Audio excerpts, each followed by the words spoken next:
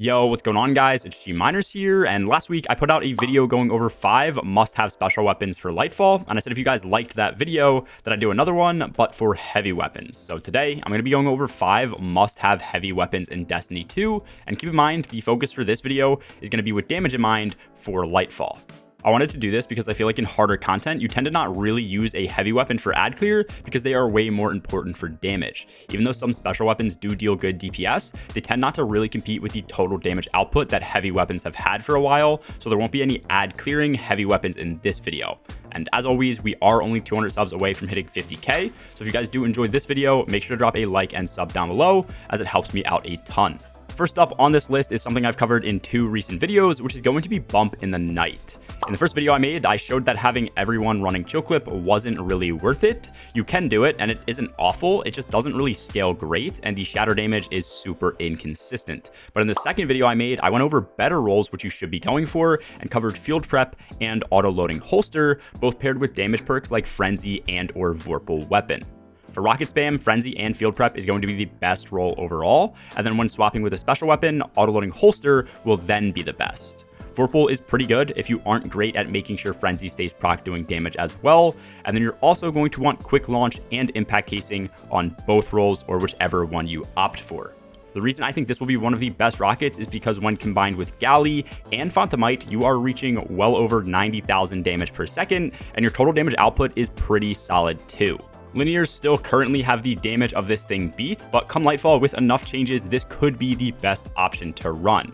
And real quick, as an honorable mention for rockets, I will also add in that Roar of the Bear or Hezen Vengeance, whichever one you can get, will be better for well locks if they can manage to use Demolitionist efficiently, while also proccing Font of Might. So that's another better role to run on Solar if you end up being a well lock for your team. Moving on in the list, next up we have Wendigo GL3, which returned this season. In my opinion, this is currently the best GL in the game with Auto-Loading Holster and Explosive Light. I personally want to get my hands on an Explosive Light roll so that I can do some testing because I have seen a bunch of different values that Explosive Light hits for. But Field Prep also rolls on this GL too, meaning that you could easily have rolls for weapon swaps or just ammo dumping. The only downside to this weapon is that spike nades are a must, so this makes getting a God roll slightly harder. I think getting all 3 perks you want comes out to like a 0.7% chance. With GMs and extra perks available, this will be closer to a 3% chance, so that is when I would recommend farming.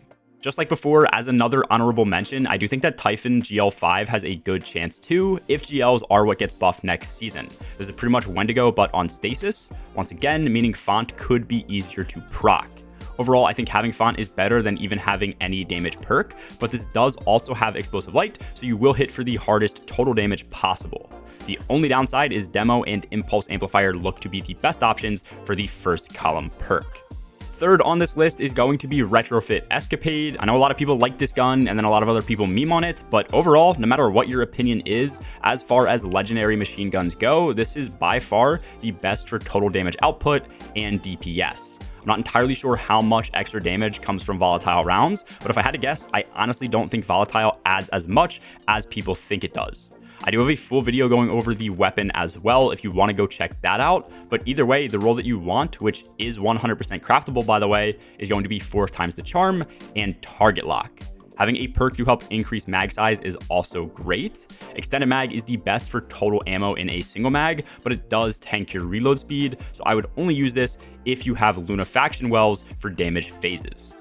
Fourth up on the list, which is actually one of the best weapons to farm for, is going to be Blowout. This thing drops like hotcakes from Crucible, and it also has a bunch of really good rolls. Basically, if you didn't get a Hothead when that was available in GMs or just strikes in general, then this is pretty much the same thing, but it's also kind of the Dollar Tree version because Hothead is definitely better. The only major final perk that isn't available on Blowout is Clown Cartridge. Clown ends up being amazing on rockets for DPS, but it doesn't really help increase total damage output. So the only time it would be good is if you have a surplus of ammo in a raid and a shorter damage phase. Blowout with Field Prep and Lasting Impression should be great for just basic rocket spam, and then Demolitionist is also available, so for Warlocks running fusion grenades that don't use Font of Might, this will also be great. The only other 2 major downsides is that Auto-Loading Holster is also not available on Blowout, making this a weapon that won't be viable for swapping with, and it has one less rocket at base compared to Hothead. So your total damage output is going to drop, but over multiple damage phases, depending on your team's ammo economy, I'm not sure how much this will matter. Overall, I think that players who want an easy rocket to farm, this is the best bet. Lastly, to end things off, we actually have Taipan. I know this is a strange thing to put on the list because Bungie have more or less confirmed a meta change coming, essentially meaning linears shouldn't be meta. But it's Bungie, so I could easily see them adding in a nerf that doesn't really change things. Currently, linears are dealing around 35% more damage in total than rockets, depending on the setup you use, so we will need a pretty large buff for rockets, nerf to linears, or combination for things to change, meaning having a solid linear as a backup plan is a smart thing to do. And Taipan only takes 2 weapon frames to become completely craftable so that you can easily get a 5 out of 5 god roll. On your roll, you are going to want enhanced battery with triple tap and then also firing line. And this does come with the Origin perk Vice Stinger, which allows it to have higher DPS based on RNG. I think overall this is better to bring into a day 1 raid than Cataclysmic. My team found ourselves not effectively proccing bait and switch and 4 times the charm during day 1 Kingsfall because mechanics and boss phases had us moving around a lot. So firing line and triple tap are going to be slightly better overall in my opinion. You can always make the argument that a perfect player would be better off using Cataclysmic, but I always prefer ease of use over a slight bump in performance. That is my list of the best heavy weapons to have going into Lightfall. This obviously doesn't cover exotics or ritual weapons because those are set roles, and I did also try to make sure that we had one of every heavy type that will realistically be meta assuming a linear nerf. Swords could also be pretty good, so having a falling guillotine is a good option as well. This just depends on the boss we're fighting, but usually Lament is better to have anyways. Let me know your thoughts on the list in the comments below, and if I missed anything that you think will be good. I do also stream a bunch over on Twitch where we do low-mans and speedruns live. A link to that and my Discord server are both in the description below. Anyways, that's all for this video, guys. As always, have a good one. Peace.